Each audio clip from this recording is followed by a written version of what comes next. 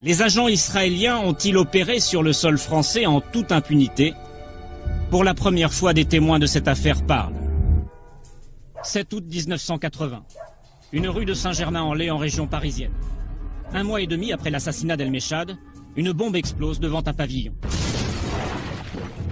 Comme le prouve un coup de téléphone de revendication, la personne visée est Jean-Jacques Graff, l'un des responsables du projet Osirak. Après cette explosion, une cinquantaine de lettres de menaces est adressée aux ingénieurs français. Parmi les destinataires, Gérard Bontron, le directeur du projet. J'avais reçu aussi une lettre personnelle de menace à mon domicile. La lettre reçue par les ingénieurs français est explicite. Les lettres sont signées du Comité de sauvegarde de la Révolution, un groupe islamiste inconnu. Là encore, comme après le sabotage de la Seine-sur-Mer, il s'agit de brouiller les pistes en faisant croire cette fois à une action islamiste. Mais lorsqu'ils passent aux menaces téléphoniques, les agents du Mossad ont du mal à se faire passer pour des terroristes arabes. À 2 h du matin, j'ai été réveillé par une personne qui, s'exprimant avec un évident accent arabe, a répété en gros les menaces qui étaient dans les courriers que j'avais reçus. Et je l'ai fait répéter pour essayer d'en tirer plus de renseignements, et l'accent arabe a disparu, puis il m'a dit « Oh, puis vous m'avez bien compris, terminé ».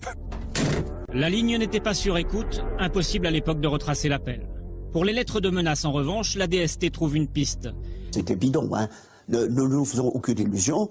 L'explosion est due effectivement au service de renseignement, au service secret d'Israël. Ça c'est sûr. Oui, c'est sûr. Nos sources d'information aussi. Et nous avons su qu'effectivement, à partir de là, les lettres étaient rédigées à l'ambassade d'Israël. Vous saviez que le piratage venait de l'ambassade d'Israël, ouais. Où le Mossad est également installé. Oui, ben, automatiquement. Hein. Cet homme du Mossad, la DST le connaît sous le nom de Krif. C'est l'un des agents qui opère depuis l'ambassade d'Israël à Paris. Nous avons identifié physiquement le gars qui l'a fait. Nous savons quel est le gars.